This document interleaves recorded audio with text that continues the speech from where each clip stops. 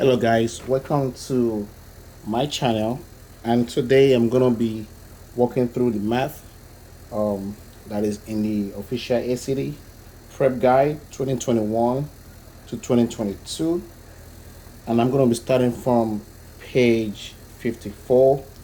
I'm gonna walk through the questions. I'm gonna do like 10 questions each session, that way you have time to really digest those questions.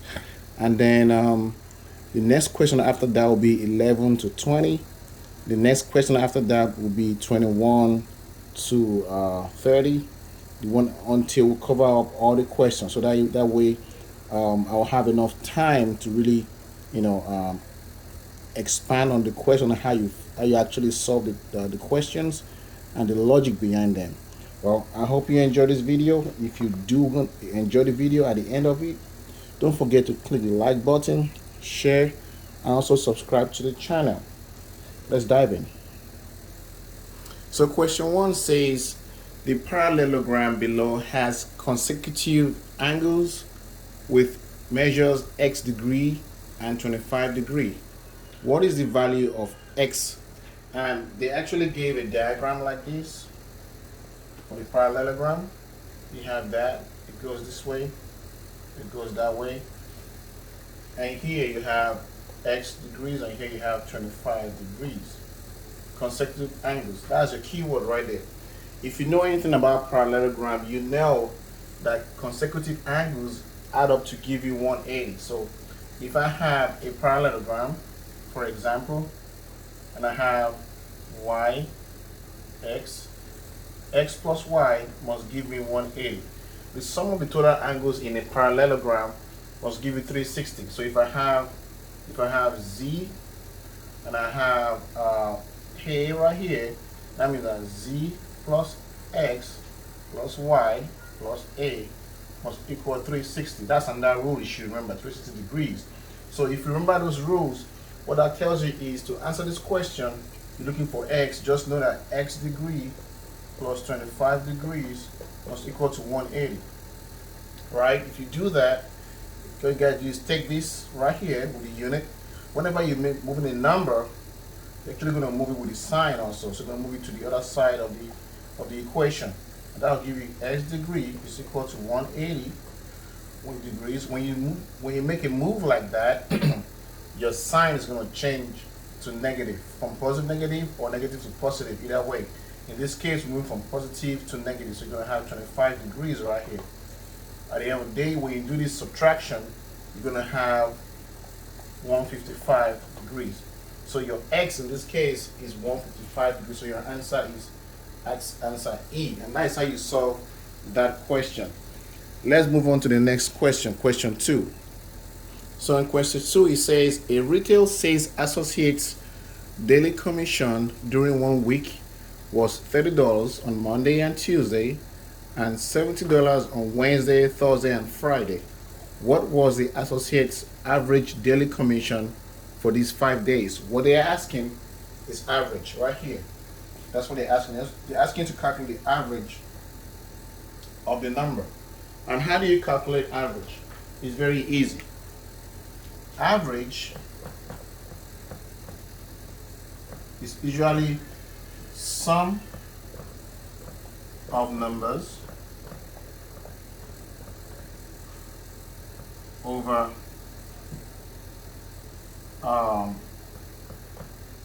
amount or count of numbers. For example, you have this example, you have these numbers. So you have 1, 2, 3, 4, 5, 6. So you can, the average here is going to be sum of these numbers, 1 plus 2 plus 3 plus 4 plus 5 plus 6 divided by the amount of count of numbers, 1, 2, 3, 4, 5, 6, so 6. So if you add all this together, that will give you the average. That's exactly what they're asking you of in this question right here. So now that we know the formula to use, let's go ahead and solve this problem. So you have Monday, you have 30, Tuesday, you also have 30, And then Thursday, you have 70. And then Friday, you also have 70. And then, um, yeah, Wednesday, I miss Wednesday. Wednesday, you also have 70. So your numbers are 30, 30, 70, 70, and 70. The count for the numbers you have, how many days you have, is 5 days. 5 days right here. So your denominator is going to be 5 in this case. So if you want to do the average, it's going to be 30 plus 30 plus 70 plus 70 plus 70 divided by 5. If you do the math, this will give you 270, because this is 100, this and that 100, and this, so they'll give you 270 divided by 5. If you do this division, you should get 54. So your answer is 54, which is right here. So your option is option H. Your answer is 54. So that is how you solve this kind of questions. Let's go to question 3 in that book. Question 3 says, what is the greatest common factor of 45, 50, 84? Very simple. What you got to do is write out 45, write out 50, 84.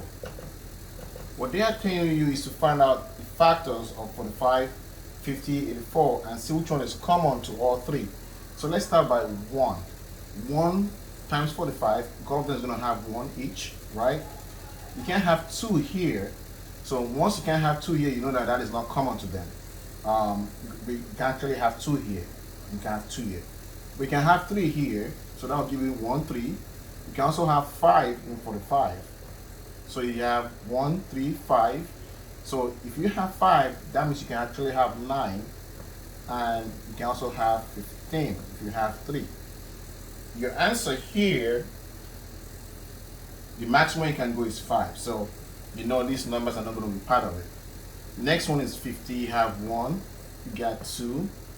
You know 3 cannot go in 50, but you know 5 can, and 6 cannot, but you know 10 can. So I'm going to stop here because maximum number is 5. So I'm going to stop in that number. You can go on and on to 25, whatever it is, but you're going to stop there because you're in an exam situation. You only have 60 minutes, 60 seconds per question. So you don't want to waste your time. So you want to find a way to eliminate the answers that is not there. That way you gain time. This kind of question will probably take you like 20 seconds to solve. So you gain 40 seconds. In this case, you have 1, you have 2, you have 3, you have 4, and you get 6, right? So I'm going to stop here since I don't have 6 or 7, whatever it is. In this case, the greatest common factor is what you're looking for. The word here is common. That's a secret word there. What is common to all 3? So what you want to do is 553 is not common to all of them. 2 is not common to all of them. 3 is not common to all of them. The only number that is common to all of these 45, 50, 84 is 1. So your answer here is going to be option B because it's common to all of them. That is your answer. That is how you solve that question. So let's go to question number 4. Question 4 says, for what value of x is the equation 2 bracket x minus 12 bracket plus x is equal to 36? So what they're asking here is to find x. For what value of x? So what you want to do first is expand this bracket. 2 times x is going to give you 2x minus 2 times 12 is going to give you 24 plus x is equal to 36.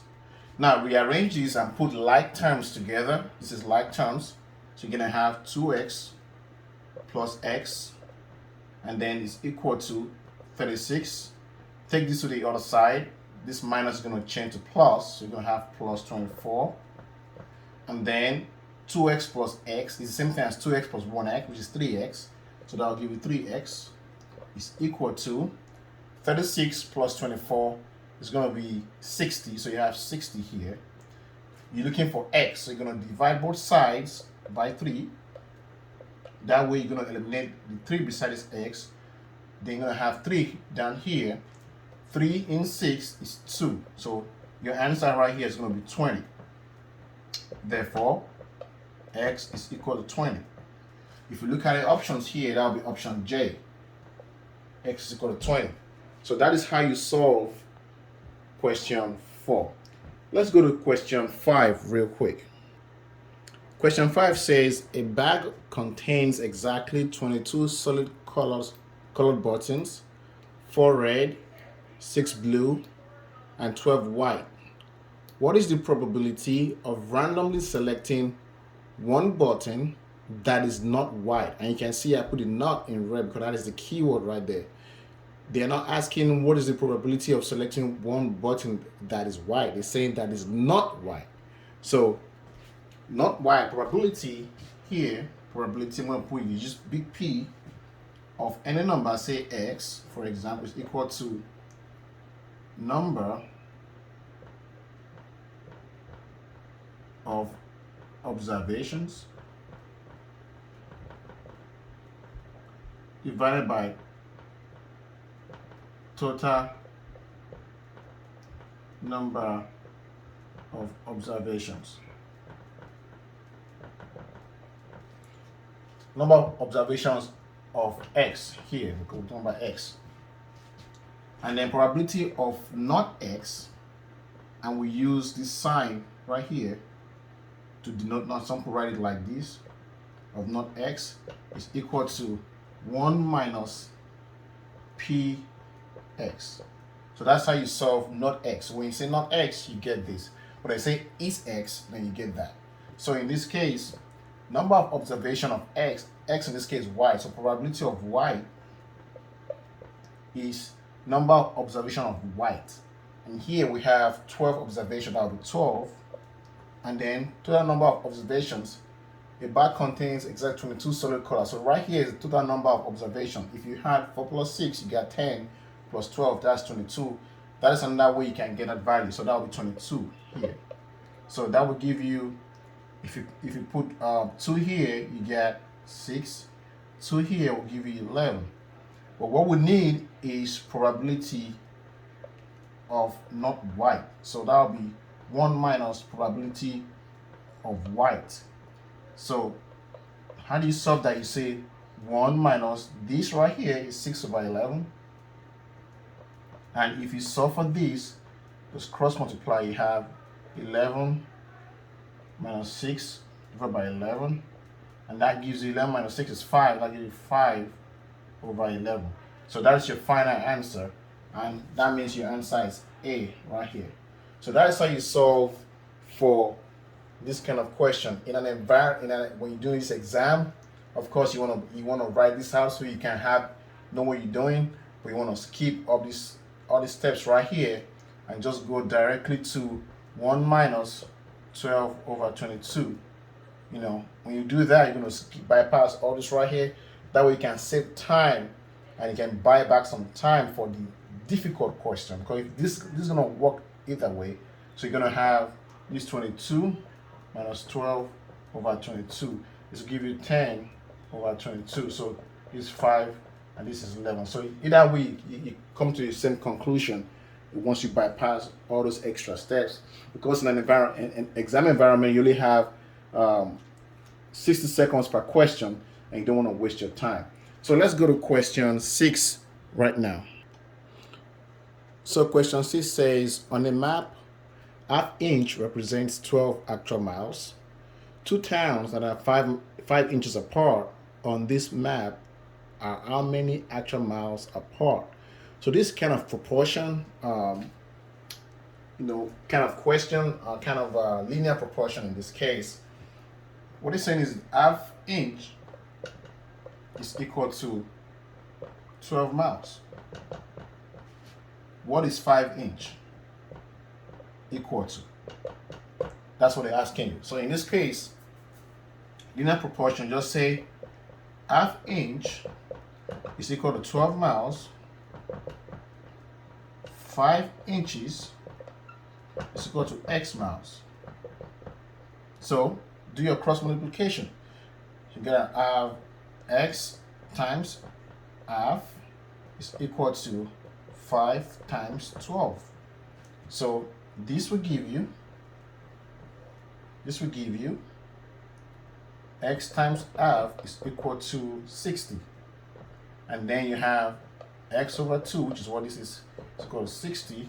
You have X is equal to 60 times 2, because you're going to have to multiply this one. And that will give you 120. So your X is actually 120 miles. So that means that if 1 inch is 12 miles, 5 inches is equal to be 120 miles. That's what it means. And if you look at your options here, 120 is going to be F. So your answer is F. So this is a very linear proportion kind of question. You just have to interpret what the text is and write it exactly the way it is. Let's go to question 7. Question 7 says, Caden had exactly 45 plants to sell. After day 1 of his sale, he had exactly 42 plants left. After day 2, Caden had exactly 39 plants left. After day 3, he has exactly 36 plants left. Assuming Caden will continue to sell plants at that daily rate, how many of these plants will he have at the end of day 6? So to solve this, say day 1, you have 45, minus 42 at the end of day 2, at the end of day 1. So that means you only sold 3. At day 2, you had 42 and ended with 39. So if you do the subtraction, you have 3. At day 3, it's going to start with 39.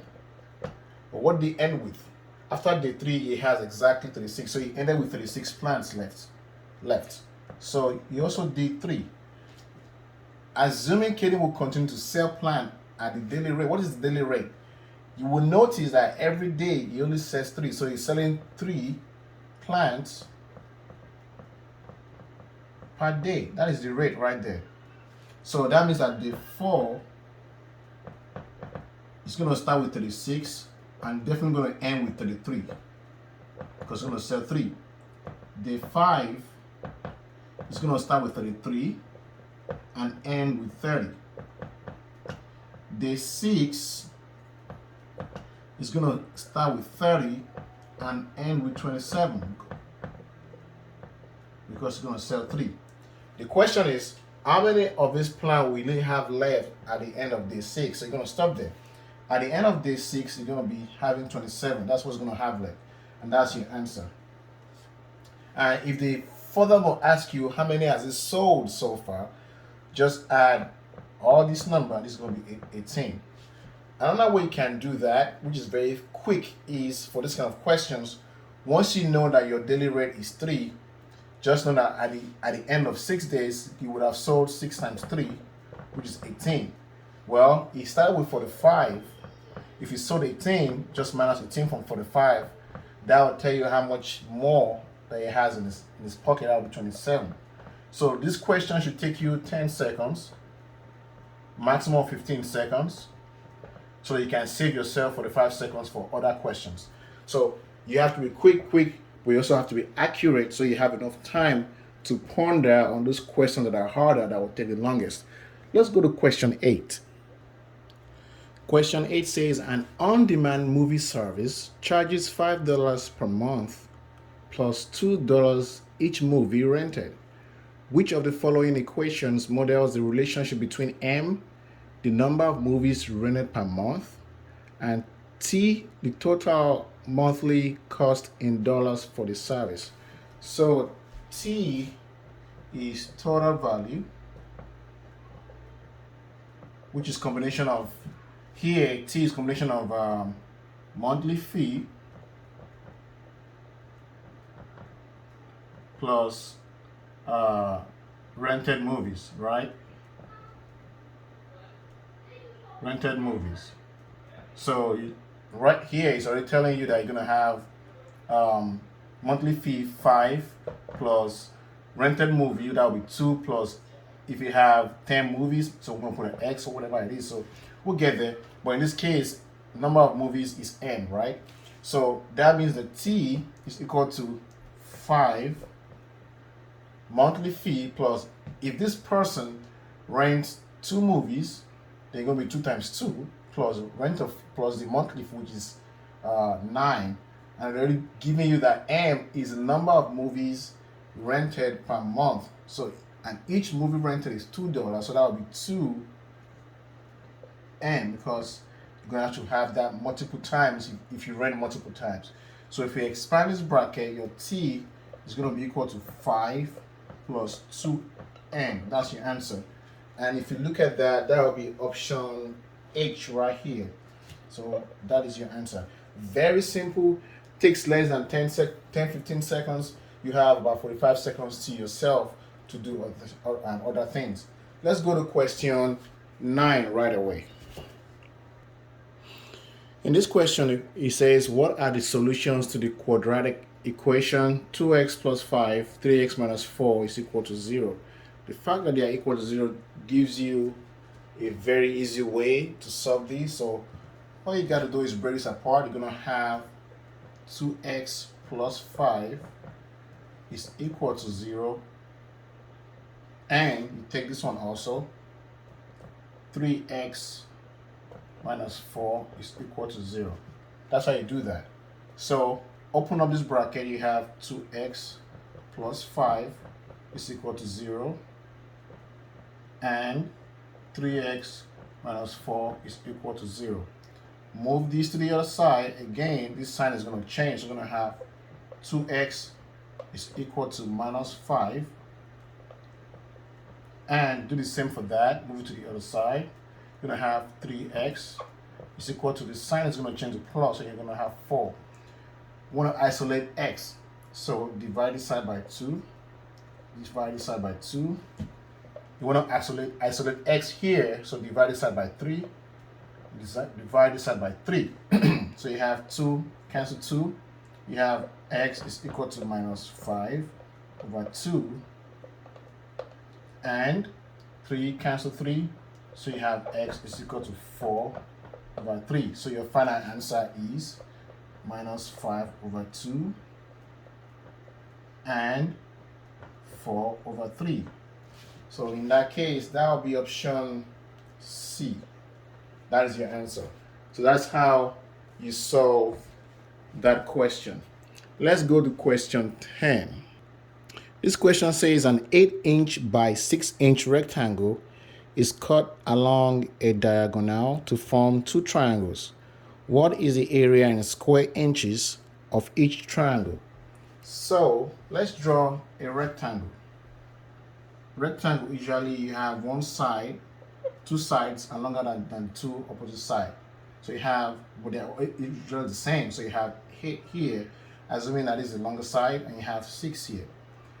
What is the area? Area of a rectangle is length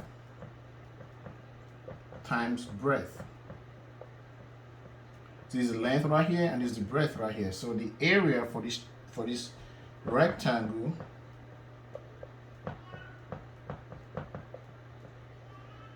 is equal to 8 times 16. Don't forget the square inch. So that would be 48 square inch. But that's not what they're asking us. They say if the triangle is cut along the diagonal, so you cut it right here,